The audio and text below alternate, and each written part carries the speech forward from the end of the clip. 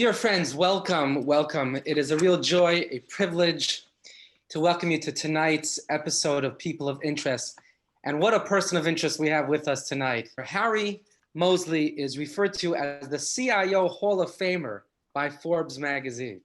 And he was the former CIO and managing director of KPMG, and the CIO and senior managing director and partner of Blackstone, and a board member and advisor on numerous transformative deals throughout his career. He will share some remarks with us, followed by a Q&A, followed by a menorah lighting that Harry will lead, please God. So without further ado, I invite Harry to share a few words. Hey, well, Rabbi, it's terrific to be here with the community, and so I'll tell you a little bit about me and my background and what a year this has been. So just by reference, I grew up in Dublin, Ireland, and I was raised there and went to Trinity College Dublin, graduated in 77, went to England shortly after graduating, and then went to New York in 1979 for 6 months with a software company I was working for in London, and liked it and stayed here. And I've been here now a little over 41 years. Had a terrific career. And it was literally, so I had a terrific career working for UBS and Credit Suisse, Blackstone, KPMG, in great leadership roles, and had great support along the way from great teams and great leaders.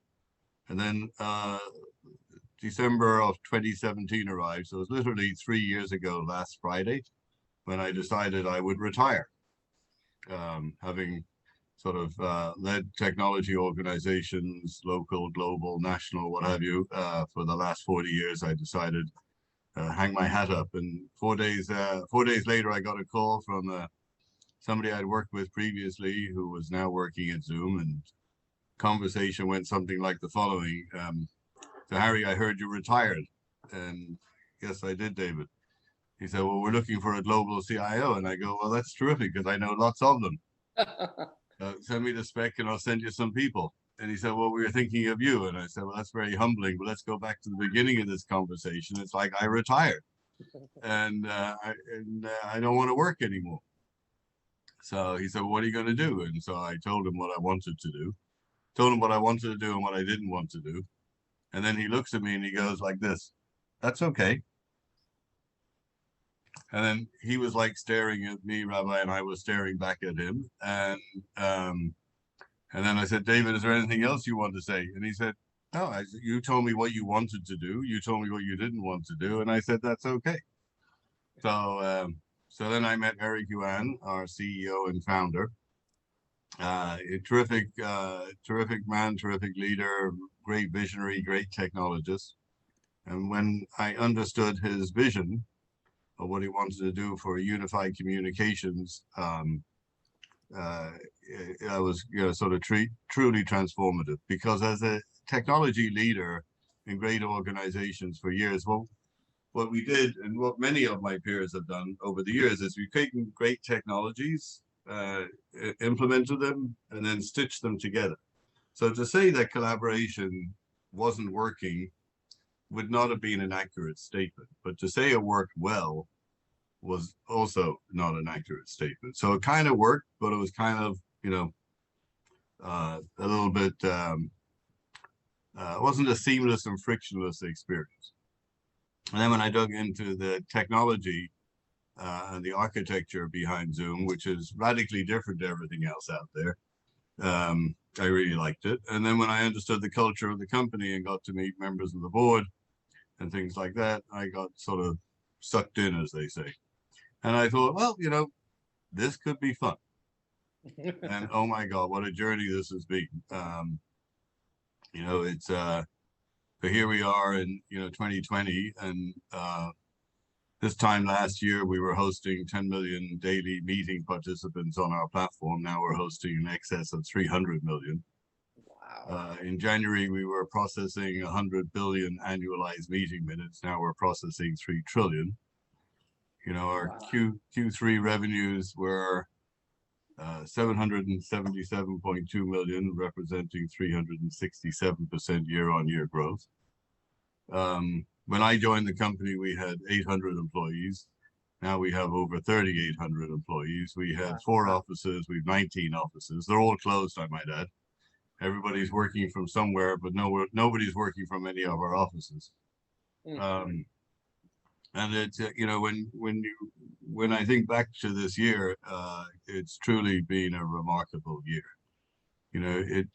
Here we are in December.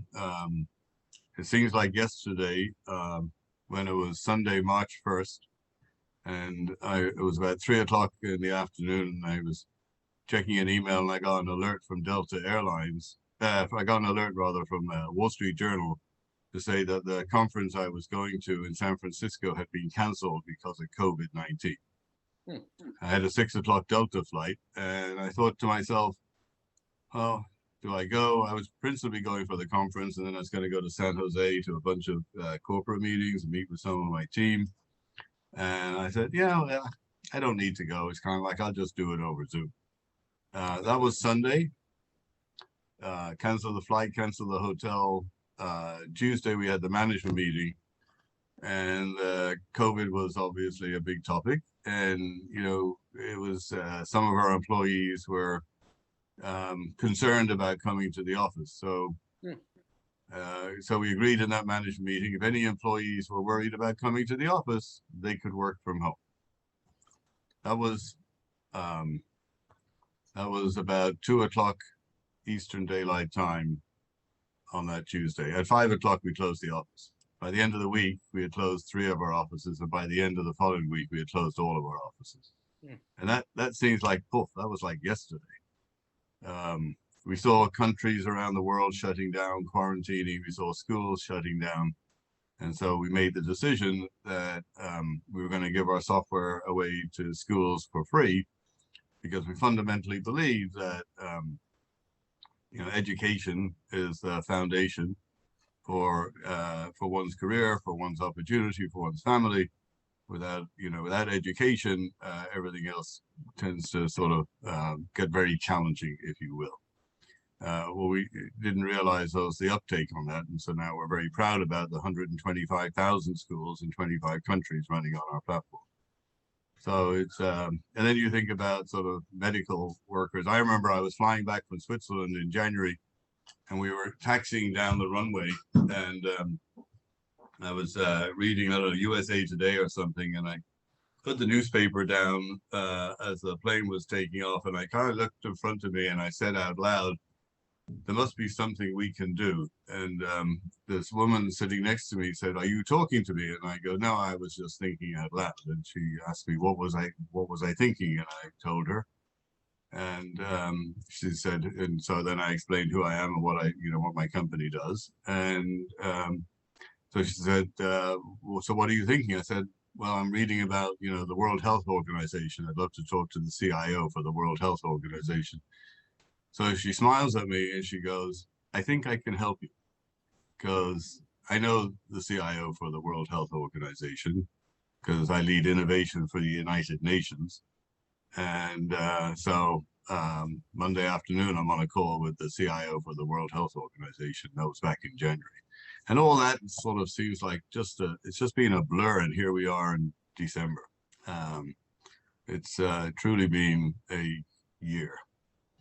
Last point is kind of, when you think about sort of education, you think about governments, you think about enterprises across all industries, all geographies, everything has changed this year. And fundamentally believe that it's actually changed forever.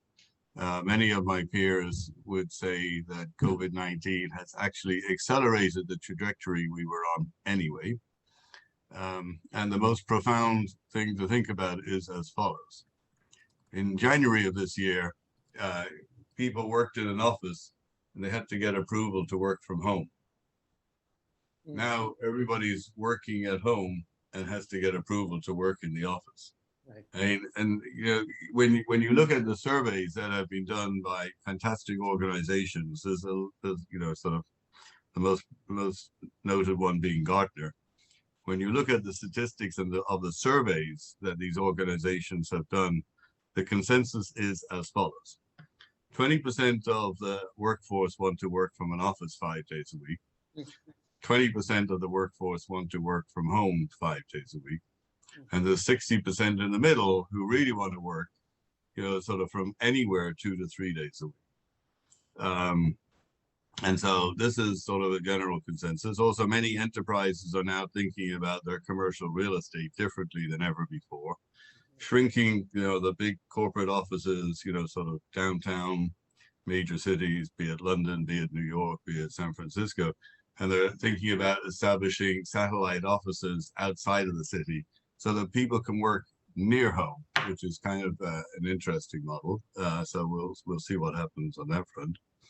And the myths of the past have been destroyed as well. The myths being that the notion that people could work from home effectively and productively, that's been proven correct. People actually can work from home really effectively, really productively, not because they're working longer hours. In many cases, they're actually working less hours, but they're getting more done. They have better work-life balance. If they've got young kids, they can see the kids off to school. Yes, it'll be dramatically better when kids are back in school on a full-time basis and not sort of like this sort of hybrid model that they've got. Employers really like it too, because they can shrink their commercial real estate and they get better commitment from their employees. So there's lots of sort of moving parts, but I do think in this pandemic, sort of in the post-pandemic era, people, many of the things that we're doing now will last forever. Retail has changed, healthcare has changed, education has changed, manufacturing has changed. So it's going to be really fun. Wow, that's a fascinating overview. It's absolutely true in so many ways. Things have changed, but the question again, and I think you've touched on this, is have they changed irrevocably? That is to say, in a year or two, let's talk 5 years from now, will some of those changes stick? Which of them will? And what new realities are going to be looking at? In the end, from my point of view, because I do very different work than you, my dear Harry, my dear friend, I'm in the in-person business, as it were. I get to interact with people much more up close. And from the past year and the questions that I've been asking people, there's such a deep craving for that energetic exchange and intercourse that takes place in person. And I wonder how that'll impact the future. The studies you show are real, they're concrete, and they're fascinating. They're telling us a different story, that people are very happy with the current, or a good percentage are happy with the work-life balance afforded them from home. But we'll have to see, I guess. It's an interesting question. I think you're absolutely right, though, Rabbi. Just hang on to that for a second. So there's the two worlds. There's your professional world. There's your personal world. It's like, I love the professional world. I used to be on 3 or 4 flights a week, wow, prior to March. I have, and in the post-pandemic world, if I'm on 3 or 4 flights a month, I think that will be a lot. Right. So I'm quite happy, sort of working from here, working from anywhere. I've got my 10-month-old golden doodle who's right now taking a nap, so that's good. But he's my office buddy, and it's terrific. But but on the social front, it's like I miss being able to give my kids a hug. I miss being able to go see the kids. I miss, sort of going out with our friends, going to a restaurant. Every time you see a friend, it's kind of like you're like this, right? And you're on the other side of the street, right, walking the dog. Someone's walking towards you. It's kind of like everybody crosses the street. It's weird. It's like I don't like that at all. Right. I like this. I just don't like that. Right. And it's gonna be interesting how the deck of cards falls.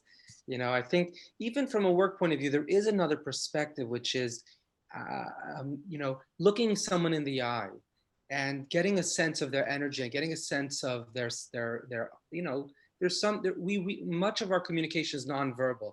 So, I think it'll be interesting, but there's no doubt that Zoom is now a household name forever. It's here to stay, and it's really changed much of the ways in which so many industries now take place. It's an incredible, incredible achievement, actually, which brings me into some of the questions I'd like to touch on. So you told the story of just before you go to your questions, though, it's kind of like I just want to respond to that. It's like video. When Eric founded Zoom, he said video is the new voice.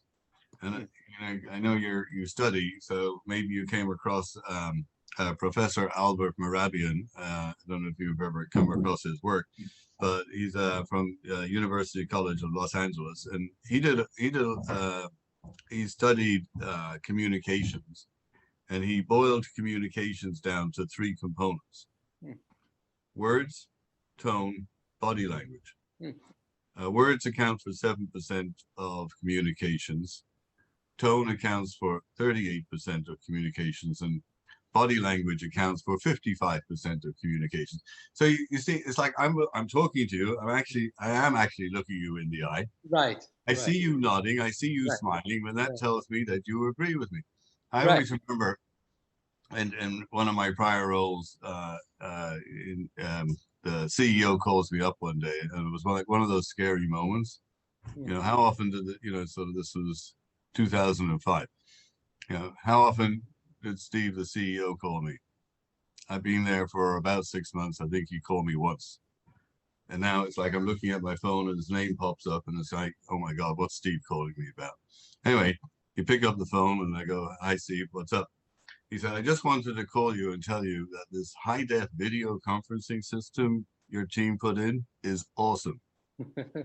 I was like, oh, that's good. And because you rarely get calls in my roles of people telling you what great things you're doing. Right. And I said, that's great to hear. Thank you for that feedback. He goes, is there anything you'd like to chat about? And I said, well, I do actually have a question for you, Steve. And he goes, sure, Harry. And I said, so Steve, why was this high-def video conferencing so important to you? Because I remember when I joined, you said, Harry, I know you're going to do great things here. One of the things I want is a great video conferencing platform. I said, why was this so important to you? And he says, Harry, when I'm asking a very difficult question to a partner on the other side of the planet about a multi-million-dollar investment, I don't want to hear the answer. I want to see the answer. Wow. And it's so true. I mean, you think about it. You ask a hard question of somebody, and when they start looking at their shoes or looking at the ceiling or looking away, I mean, you can tell when you ask a hard question if the person has thought about the question or answered the question. And that's all what you just said, body language. Fascinating. It's also interesting in the Jewish tradition that we say, Chachmat Adam Ta'ir Panav. The depth of a person or their wisdom shines through their face. And there's also an interesting thing, a book I'm working on currently is called The People of the Word. And I'm analyzing 50 Hebrew words that shape the way Jewish people think. And one of the words I came across is face. In the English language, face means a facade, which means a cover. But in Hebrew, the word is panim, which means pnim. It means inward, because a face is a reflector. And I think it's very connected to what you said. And I think that's really perceptive of Stephen, and in a way, a nod to what was to come, which you obviously brought to the world with such alacrity and such creativity. That's incredible. What has struck me, and this is very interesting, I gave a talk about this, the selfie, for example, phenomena. Rabbi Jonathan Sachs of blessed memory talks about how people will look back on our generation and they'll study our latest ritual of worship called taking the selfie. And he spoke a lot about the I versus the we. But I thought about it, before the selfie, random strangers would bump into each other from all parts of the world, and they'd ask each other, can you take a picture of me? And in one fell swoop, hundreds of millions, if not more, random interactions of kindness were essentially suspended because we isolated ourselves further into our micro universes. And the way I cheered at the time was that the antidote of the selfie is the minyan. And I know you know a lot about the minyan, but a minyan requires in-person gathering because there's something about in-person gathering. And it's not to say that things as they are will change. I think, like you said earlier, COVID has weeded out maybe the essential from the non-essential to some extent for many. What it will change is that those meetings we didn't really need to take will have a way of getting around. And that's good. That's good news because it allows us to be more focused on the essential. So tell me, why Zoom? When you were ready to retire and you led such an illustrious and transformative career, why, when you heard the message of that headhunter, really, that friend of yours. Why did you accept it? What about the concept and the culture of Zoom resonated? First of all, it wasn't a headhunter. It was one of the executives there that I worked with. It was the ability to have an impact on a very large swath of people. I didn't expect that I would be part of a company that would have the degree of impact that we've had this year. That's for sure. Right. But I was excited about sort of changing the way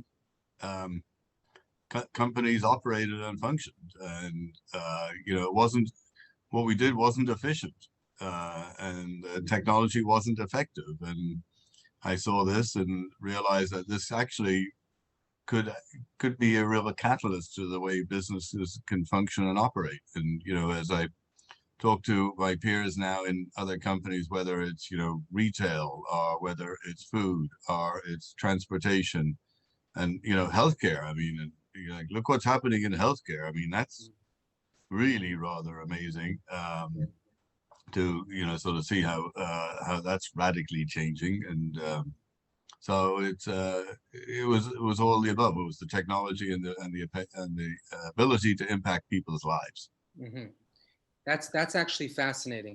I shared a concept some time ago that really the most impactful people, household names, are not those who often are the creators of technology or the creators of phenomenon, but rather those who give the masses access to those technologies.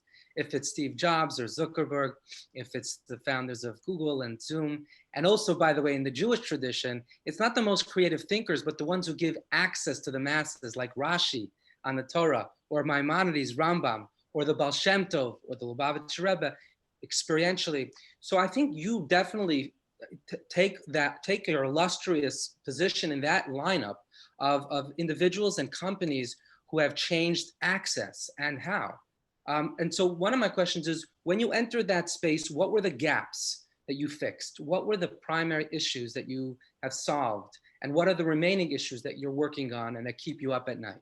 So, well, clearly, sort of when we decided to give our software away for free earlier this year to schools, as they say in life, no good deed goes unpunished, right? So, and we got the brunt of that because so one of the learnings is as follows. So you can't just take your physical process that you have today and put a camera, a screen, a microphone, and speakers in front of somebody and say, okay, the process that you were doing, now just do it using video. It just doesn't work. So what do I mean by that? So if you sort of education, when you think about a teacher teaching a class of kids in a room, if it's all in person, there's a process and a method to that. You can't take that teacher and stick them, behind a piece of technology, and take the kids and stick them in 25 other places behind a piece of technology and tell the teacher and the students to continue like normal. It's like, it just doesn't work. It doesn't work that way. You have to think differently about it. It's they call it distance learning. Yeah, but there's another part to that. It's called distance teaching. To teach in a distributed fashion is very different to teaching in an in-person fashion. And so the reason I'm saying all this is because what happened was teachers were spinning up their Zoom classes, inviting all their students, and then you have an 8th grader who thinks, oh, I'm going to take this my class invitation. I'm going to post it on I'll tweet it, I'll post it on Facebook, or tweet it out, or stick it on Instagram, because I can have all my friends come to school with me. Well, that's like pretty cool, right? That would be fun. And so now it's that the teacher's like, getting in front of her screen, instead of having her 25 kids, she's got like 250 kids, of which 225 she has no idea who they are. So you had crazy things like that happening, because what the schools did, is they just took the software and they just turned the on button. And Zoom was designed primarily for the enterprise, for clients, for big corporations with great IT organizations, to deploy, to train, set up the right defaults. So we had some challenges there, that's for sure. around deploying. We made a whole variety of changes. We took all the security controls that we have, we put them behind a security shield, and I'm sure you're familiar with that. We established the default with as passwords. We established defaults with waiting rooms. We have the ability to report a user. We, allowed enterprises to select which geography they want their meetings hosted in. We did a release 5.0 where it was the latest version of encryption, 256 GCM. And then we did an acquisition and we acquired a company focused on cryptography. And they helped us build out our end-to-end encrypted service, which we released the end of October. And we've done, 140 other things in the privacy and security, but that really caught us by surprise. And, quite honestly, that's attributed to the fact that we went December 10 million to April 300 million daily meeting participants. Most companies would love to go through that growth trajectory over the course of 2 years. We did it over the course of 4 months. If we'd done it over 2 years, we would have constantly been innovating on the security and privacy. And so, right, but now we're at, it's another way to look at it is if you go back a year ago, technology organizations, companies knew a little bit about Zoom. We were kind of known in the US, sort of known in Europe, and not that well known in Asia Pacific. But now, Zoom is like Kleenex, right? It's kind of, and every 6-year-old and 96-year-old and everybody in between knows Zoom. It's kind of, so we're an entirely different company today than what we were a year ago. So clearly there's an incredible culture and value system within the company. And there's also extraordinary leadership. It's obvious because you went through that growth fairly seamlessly. And yes, there were those bumps or hiccups that needed to be tweaked or massaged. And the security question was relevant. But also there I found you were so transparent as a company and so quick to deal with the issues, take on board the feedback, and get the job done. There's clearly there's an agility, and there's a certain agility to the company. Could you tell us a little bit about your principles of leadership and what type of culture you've created and how many maybe the listeners here can take some of those lessons back home with them? Yeah, I think the way I characterize leadership in a presentation I did a couple of weeks ago is like leadership is a privilege. And it's a privilege that you earn over time. And, one of the principles I've always practiced in roles when I've been leading teams is, what's my number one job? Probably similar to yours, Rabbi. My number one job is helping my team be successful. It's not about me, it's about them. How can I help them be successful? What are their obstacles to success? What are their speed bumps? How do I help them get over those speed bumps? Which is very similar to sort of like the culture and the philosophy we have at Zoom. We don't think of our clients as clients. We think of our clients as partners. It's fundamental to us. It's like we're all about that client success. We're all about our clients being successful on our platform, our partners being successful on our platform. And the reason being because if they're successful, we will be successful. It's not hard. Part of the culture of Zoom is there are no, it's like, yes, one would say it's like every individual has an ego, but we kind of like leave our egos outside the room.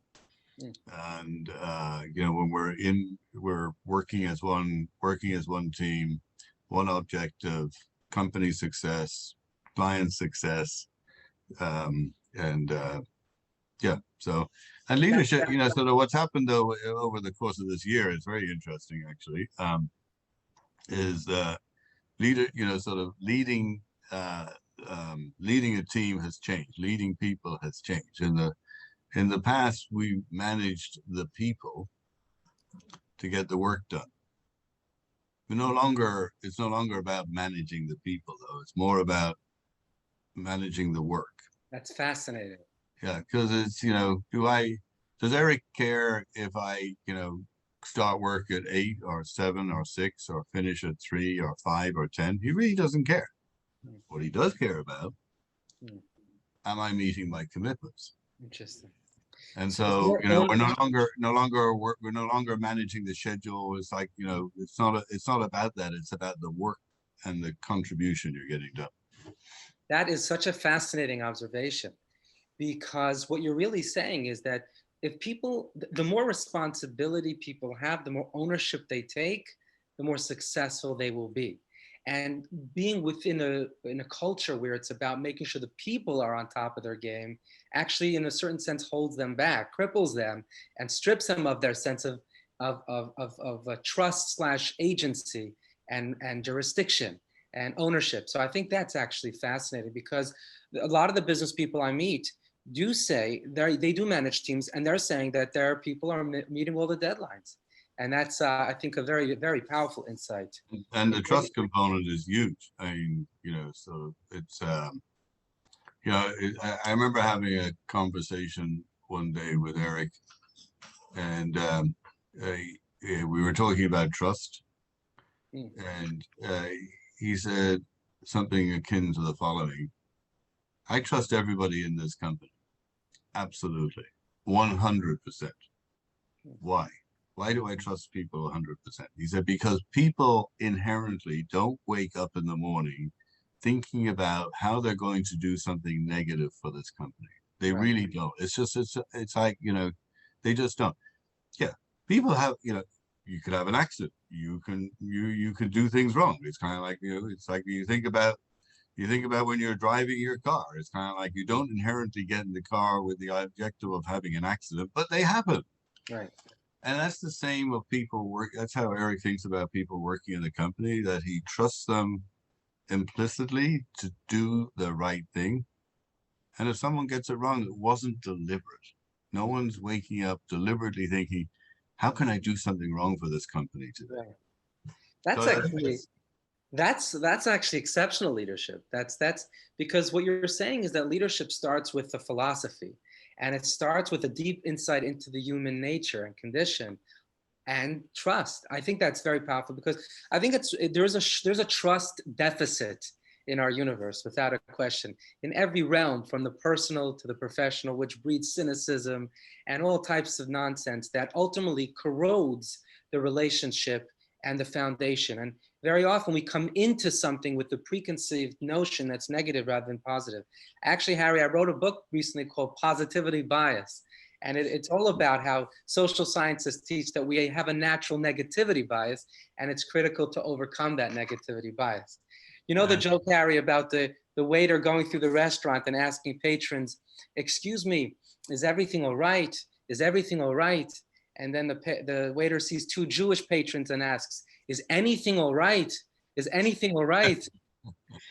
So actually, Harry, one of the ways my life has been changed through Zoom is that I used to, because we're so busy here with our community building, et cetera, I used to take 1 week off and do a book tour, and you know, wherever it was in the world. But this year, I've given probably 30 or 40 lectures, literally across the world via Zoom, and that has been really something life-changing and transformative in the way I personally organize my life. But I have to tell you, one of the challenges we were talking about before, the face and everything, telling jokes virtually is very difficult yes, I agree. because of the time lag.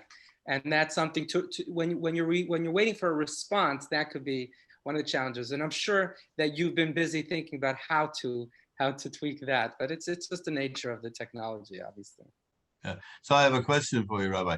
So you did, you know, in the past you did those book tours by, you know, jumping on a plane and flying to another part of the planet, and now you've done them over Zoom.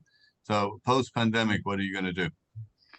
That's a great question. It will probably largely depend on the communities inviting me to speak for them. I'm fully available in the same way, but I wonder how those communities will organize themselves going forward. And that will largely depend on some type of time frame, phasing out phase. I know we host about 25 in-person events on a typical year. What we'll probably do is have them in person and offering as well a Zoom option, a hybrid. I think that's probably the best way forward to Yeah. ensure that everyone can benefit. I have to tell you, look at this talk. These talks that we're having, we've reached thousands of people way beyond our local community because of the technology of Zoom. So it's really thanks to what you guys have offered. And I think that's very similar to what I hear from many different organizations around the world that have been doing events. In the past, they were all physical, but now they're all virtual. In the future, it's going to be a hybrid because you can have speakers come in. They Yeah. don't need to, I mean, I did an interview in Frankfurt one morning at 7 a.m. Then I did an event in keynote in Tel Aviv a little bit later. Then I had a bunch of conversations across in the, the East Coast, and then went to the West Coast and ended up in Tokyo. But, the dog was with me the whole time and I never went to an airport. It's incredible. It's incredible. Let's dive a little bit into more personal, your more personal. Let's get to know you a little more personally. On this point, I got to go now. Go ahead. That was good. But tell us a little bit about where you were raised, what life was like. Who was your greatest inspiration? Yeah. So I grew up in Dublin, and you can see here my sister's on the line, Faye. Hi, Faye. So and so yeah, so I grew up in Dublin. I had had a good life growing up, and my parents educated me, and it was I think I got a lot of inspiration from my parents. Mhm. I think I got my work ethic from my father, who taught me what work was all about. I think I went a little over the top on work. It's kind of like when I go back, this year, it's like I said a couple of times, people have been thinking, sort of about what they've been doing in their lives. And it's like when I think back through my career, getting up at 6 a.m. in the morning, being at my office in Midtown Manhattan at 7 a.m. and getting home at 8 o'clock, 9 o'clock at night. It's like I miss my kids growing up. It's like, why did I do that? I think people have reflected that, sort of what's important to them now. Mhm. Life is so precious. We're here, we're fragile. We're not here for long, and we need to make the best of it. So that's why, sort of post-pandemic, I'm going to make, as I said, a lot of changes in my life. But had a great education, had a great upbringing, had a good life. Had warm parents who raised my sister and I to have good ethics and good character, and yeah, it was good. You told me a really fascinating story about your trip to Israel in the 70s. Can you share that? I think people will really enjoy it. Yeah, so um, it was the summer of '76, and all my friends in Dublin were racing off to kibbutzim, and I had no intention of going to a kibbutz. The kibbutz was just not going to work for me, and so I decided I would, but I wanted to go to Israel. I'd never been to Israel. I wanted to go. My uncle lived in Netanya, and that's my father's brother. And so I went into the library at Trinity, and I got the Israeli Yellow Pages out. And I wanted to get a summer internship at like an oil or a chemical company. And so I wrote literally to every one of them. And and then a couple of weeks later I got like no, no, no, no, no. And then Paz Oil wrote back and said, thank you very much for your inquiry. We don't hire any summer interns, but we'll pass your information around to the companies we do business with, and maybe someone will hire you. That's nice. That was very nice. I didn't expect much from it, but then I got a letter from the Haifa Oil and Gas Company, and they offered me a summer internship. So off I go, and I remember my uncle picked me up, and then I took the Sharut up to Haifa, and rented an apartment in Haifa from some students that were, no longer going to the Technion because it was in the summer. They were going home. My friends would come down from kibbutzim on Friday afternoon, and we would be together for Shabbat. Then they go back to kibbutz on Saturday night, and I go back to work on Sunday, and it was great. And so the fun story is I used to call my parents on Friday night to wish them, good Shabbos, right? That's what you do. And so one Friday in August, I'd been there for a couple of months now. On this particular Friday, I said to my parents, it's like, I'm thinking about not coming back. And my dad goes, what does that mean? Well, I met this girl, and of course, there had to be a girl involved. Met this girl. I like the life here. I like being with, sort of, I feel safe. I feel secure. I like working, and, the idea of going back to college isn't very appealing to me. So there's this long silence. And then my father goes, can you think about it? And I go, yeah, sure. I can think about it. So that was Friday. Sunday, there's a knock at the door. I open up the door. It's my mother and my father with their suitcases. And I go, wow, what are you doing here? And my dad looks at me, goes and smiles and says, we came to help you think about it. I love that story. That is so classic. Yeah. So needless to say, I, went back and finished my education at Trinity, and the rest is history. Wow. Let me ask you a different question. You very we were talking the other day, and you very kindly invited me around when I come to New York. And you mentioned that you have a kosher home and you lead basically a Jewishly observant life. And I'm wondering what inspires you Jewishly, and whether your Yiddishkeit or your Judaism in any way shaped your professional life or informs your decision making professionally, and whether there are any interesting anecdotes along the way of balancing your Jewish life and your sort of public life. Yeah. Well, just so we're very clear, I'm not a very religious Jew, so I think what's wonderful about the Jewish religion is, it's kind of like, right. There's 1,000 people and there's 1,000 varieties, right? Yes, so exactly. it's like there's everything in between. Well, no, it goes back to, sort of how I was raised. My sister and our parents raised us to have a kosher home. And the reason behind that was because if you have a kosher home, anybody can eat in your home. Wow. And we've had everybody eat in our home here in New York, and from, rabbis to, Indian vegetarians, like anybody can eat in our home. And we love that, and we love entertaining, and we love having people come stay and eat with us, and it's not hard. That's very beautiful. That's such an inclusive way of thinking.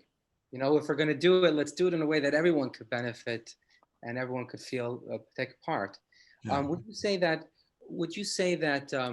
that your values or your principles are in any way, shape, or form informed by your upbringing, by your Jewish education, by the Jewish leaders? Maybe was Rabbi Jacobowitz the rabbi, the rabbi in Dublin at the time? My sister will know all that much better than me. But Rabbi Bernstein was the rabbi at my bar mitzvah back in 1968, and he went on to be the rabbi, I think, at Finchley, Kinloss Gardens, I think it was right. Was that right, Faye? Yeah, she's nodding. So video's the new voice. But it's a sense of community. It's I remember going to synagogue with my dad on Chabad, and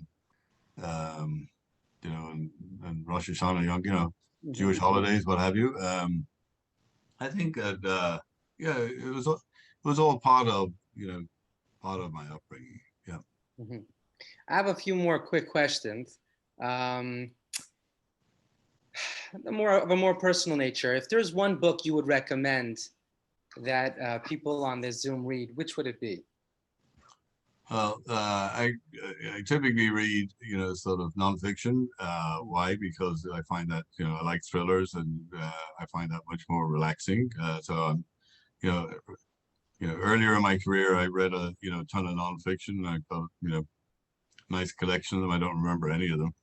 That being said, a very good friend of mine here in New York recommended a book to me about 2 years ago, which I did read, and it was nonfiction. Sorry, I read fiction mostly. I don't read nonfiction. Right. Yeah. Sorry, you knew what I meant. Yeah. But Bao, my good friend, recommended this book to me, and I'm not sure if you've read it. No Room for Small Dreams. Yeah, by Shimon Peres. Yeah. that was just to me that was like an awesome read. I remember sitting in bed reading it, and I burst out laughing. And Rachel, my wife, goes to me and she goes, "What's so funny?" I said, "This book." And she said, "How could it be so funny? It's like it's Shimon Peres. It's like it's nonfiction." And so the story, and I won't tell you all the stories in the book, but have you read it? Yeah. So the part that made me laugh was the following, and when something like the following. I have been accused by many people in many languages of seeing life through too rosy a lens. The world is full of optimists and pessimists. Why would one want to go through life as a pessimist, being downtrodden and miserable? Life is way too short. Hmm. And I thought, wow, that is like terrific. And Hmm. it's so true. Hmm. Why would you want to be a pessimist? It's like, isn't it better to think of things as the glass is half full and how do you fill it up, as opposed to the glass is half full and it's draining? Right. It's interesting because he elsewhere he said that both optimists and pessimists die the same deaths, but they live very different lives.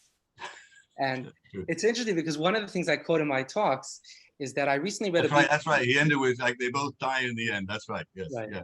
and I read a fascinating article in the BBC News about the following: people who are pessimistic, people who are optimistic and have a positive worldview and outlook tend to live between 11 and 15% longer than their pessimistic peers. That's radical. I mean, imagine I came to the market and I said, I have a pill you can purchase that will extend your life between 11 and 15%. It would be a global phenomenon.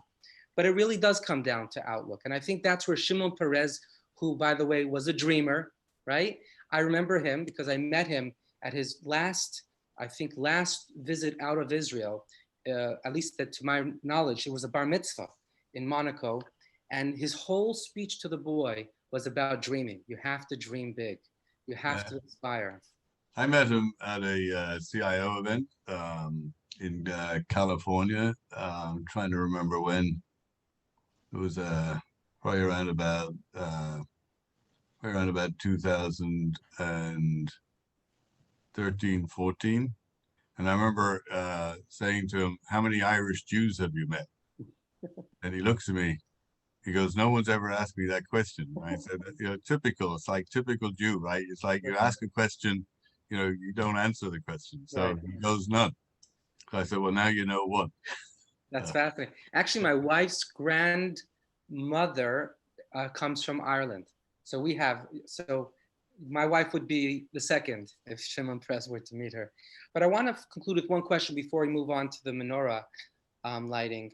If you could meet anyone from the past for lunch, and the second question is anybody alive who you would love to meet for lunch, who would they be and why? you know, I guess from the past, that's a really tough one because I think I mean, if I could ever reconnect with my dad, I'd like that. Would you mean in the sense that you're a different person today and Oh, it's it was, how do I put this? It's like, my father had a heart attack and then we buried him 72 hours later. hmm, Barely got to say goodbye. mhm. And yeah, so that's You would have loved to have that opportunity, I would love that opportunity, but that right? will never happen. So and then sort of I don't know, I'd love to spend some time with Elon Musk. Hmm, I think Elon Musk is like, I know there's lots of opinions about Elon right. and, sort of there's the stories of him, smoking weed and drinking whiskey on TV and all sorts of things. And he's a complete crazy guy, but he's brilliant, man. Hmm. He's brilliant And a dreamer. and a dreamer. And, he's apparently a very difficult person to work for or work with. But he's really committed. When he sets his mind on something, I mean, the way his brain must work must be absolutely fascinating. So, yeah, he would be a cool guy to sort of get to spend an hour over breaking bread. That's fascinating. That's really interesting. I want to share with you one piece of feedback before we go to the menorah. And I shared with you a little bit before, but this is a personal note. For Chabad Shluchim, and I know you know a number of Shluchim around the world. You mentioned Rabbi Butman, of course, Rabbi Zalman Lent is a Shaliach as well. And we tend to live literally across 100 countries and many time zones. And for many, life is very isolating, specifically, all forms of life, including Jewish life.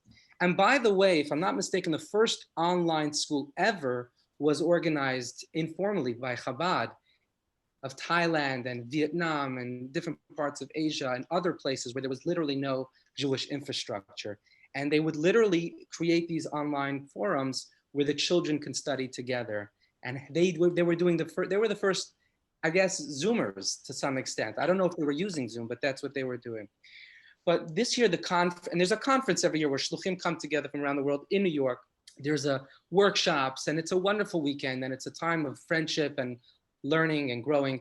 And then there's a grand banquet on the Sunday evening, following which there's a informal after party, so to speak, of Farbrengen, and it lasts the night.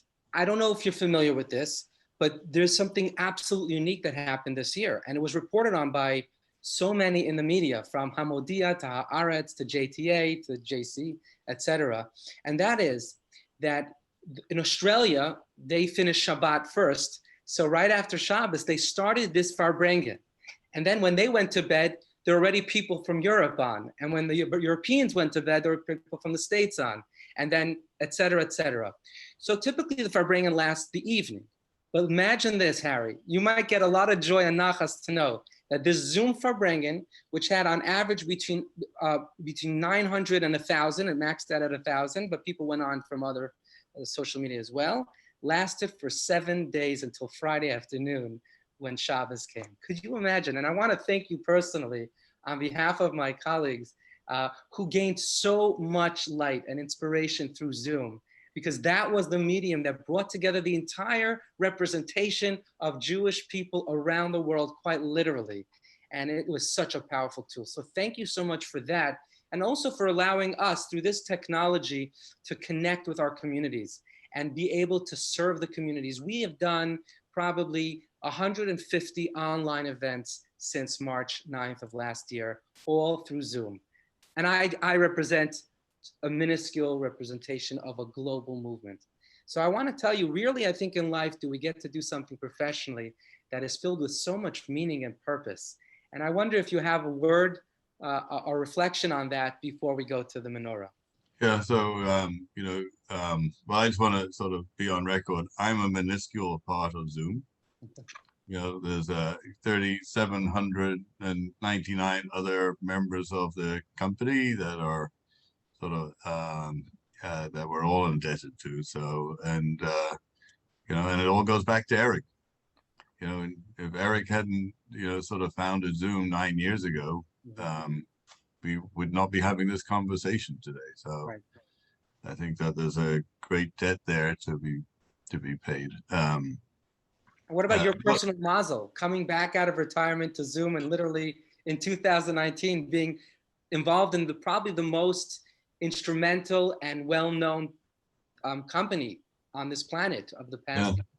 Yeah. It's all quite fascinating, Rabbi. It's like, I've had a wonderful and a very fortunate career working for great organizations and great people.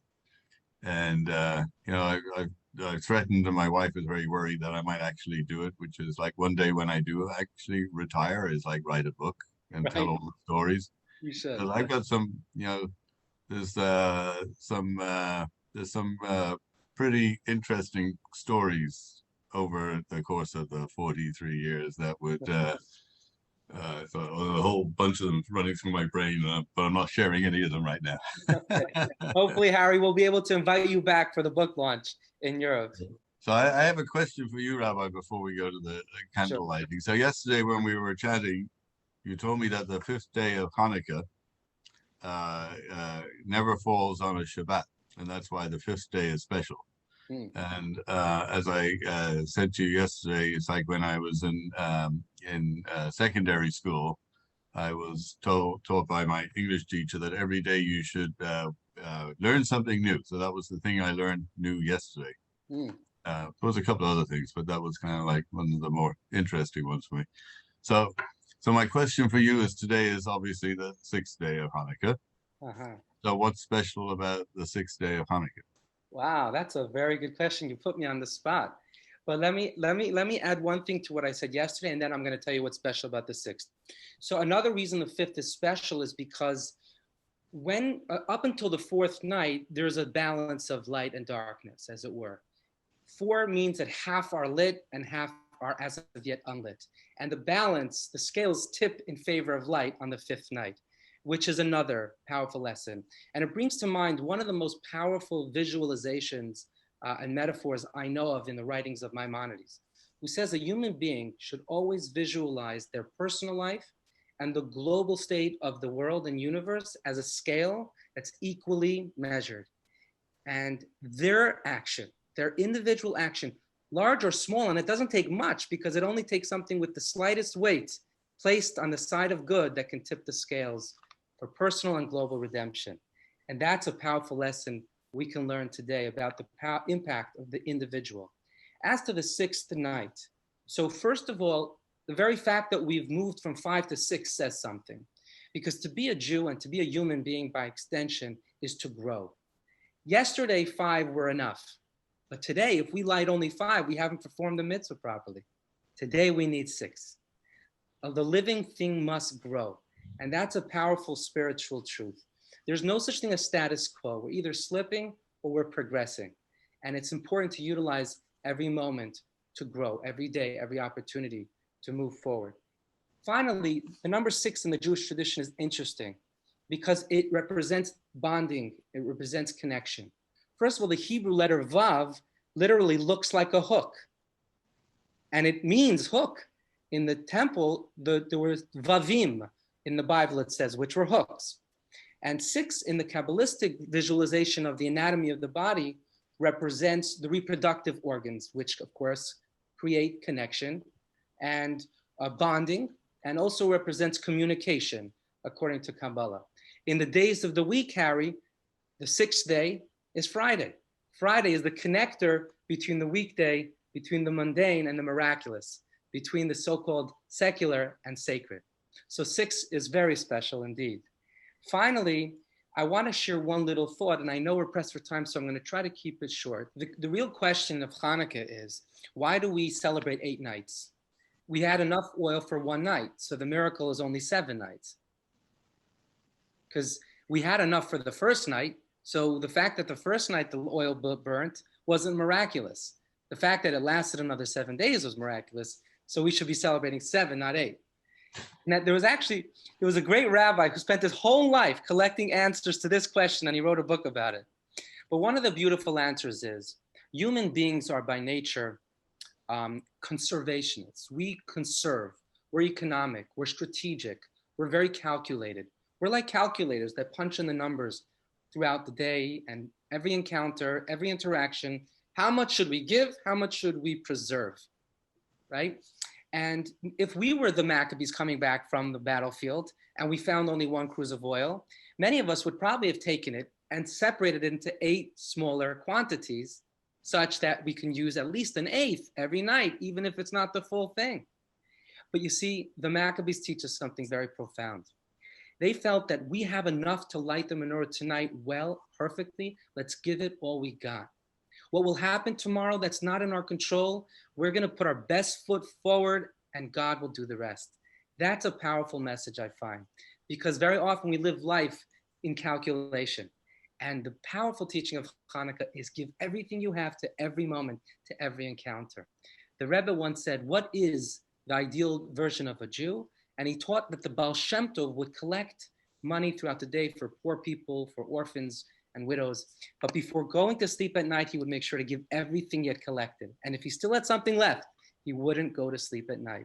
And metaphorically, I think we can all take that lesson with, because I wonder sometimes, what level of operation are we at every day? I don't know, what percentage can we be at? And I think that's the life of complete being switched on and illuminated that we take from Chanukah. So the first day is miraculous too. It's just a different miracle, not a divine miracle, but a human miracle.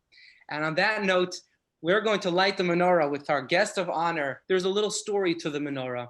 If you can show us the menorah and maybe share with us. Okay, it's beautiful. So yeah, so this is let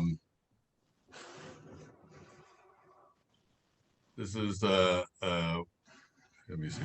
Here we go. Okay, right? Yeah, a little bit more. Oh, okay, no, that's perfect. Yeah. So this is a menorah that and my sister will correct everything I'm about to get wrong. Unless Faye, you want to tell the story? You want to tell the story? Well, our parents, they came from Cork. Good evening, Rabbi. Our parents came from Cork and from a very large family. My grandmother was one of 11 children. One of the uncles was Harry Goldwater. And our father was his favorite nephew. Now, unfortunately, Harry died in 1944. And my parents got married in 1949. And when they got married, Auntie Fanny Goldwater, his widow, gave our parents this menorah for a wedding present. When Harry and Rachel got married, my mother, who was a widow, unfortunately, gave this to Harry and Rachel. And Harry, my brother, is named after Harry Goldwater. Wow. So it's going down through the generations. And that's the symbol of menorah. It's a torch that we pass from generation to generation. That's so powerful. Thank you so much, Fanny, for sharing. It's such a pleasure to meet you. Thank you. Fantastic. All right. So we're gonna do this, Rabbi? Absolutely. Take it away. So we light from your left side towards your right. All right. Baruch Adonai Eloheinu melech haolam, hasheker shanu mitzvosav, v'tzivanu lahatnak l'ksher, al Chanukah. Amen. Baruch Adonai Eloheinu melech haolam, she'osom nisim l'avaseinu b'yamim hohem b'azman hazeh. Amen. Beautiful. That's fantastic, Harry. So we start from the left side and we make our way to the right.